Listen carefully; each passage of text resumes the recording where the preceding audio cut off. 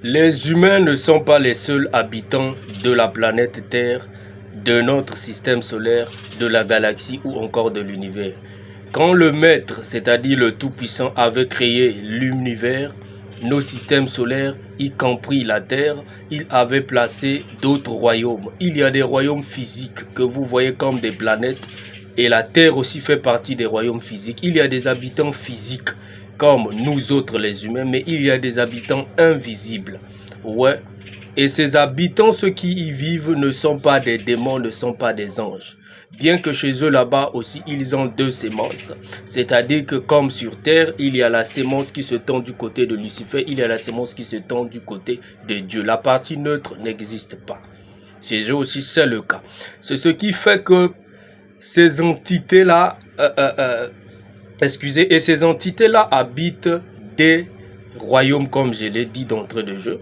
Et ces royaumes se trouvent dans les trois premières dimensions que les humains aussi vivent. Mais à la différence, les humains sont physiques et ils sont invisibles, je l'ai aussi dit. Alors tu dois savoir que d'autres ont leur royaume dans le soleil, d'autres ont leur royaume dans la lune, d'autres ont leur royaume sur terre, d'autres ont leur royaume dans l'espace et dans le temps.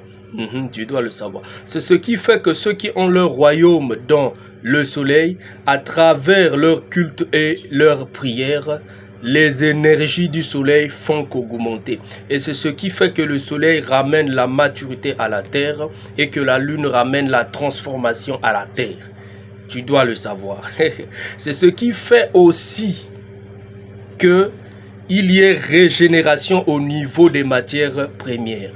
Ce sont des royaumes qui s'en occupent. Et eux aussi, ils vivent comme vous et moi. Mais avec le temps, dans ces royaumes aussi, il y a eu des guerres. Ce qui signifie qu'il y a eu dislocation, qu'il y a eu division. D'où les mauvais esprits ont influencé ces mondes-là. Et les esprits de Dieu aussi ont influencé ces mondes. C'est ce qui fait que quand le sorcier sacrifie un individu, et qu'il, dans sa conscience, il sait que non, cet individu que j'ai sacrifié, je l'ai retiré de la terre avant son temps. Il ne peut pas aller au-delà de la troisième dimension parce que le portail sera fermé. Pour que le portail de la quatrième dimension soit ouverte, tu dois mourir selon le temps établi par Dieu. D'où il te retient captif dans ces royaumes-là. Dans quel côté de ce royaume? De ceux qui se sont tenus du côté des mauvais esprits. As-tu été informé de tout ce que je viens de te dire? Je pense que non. C'est le monde invisible que nous révélons ici. C'était Manangoya Giraté, le grand phénix de K.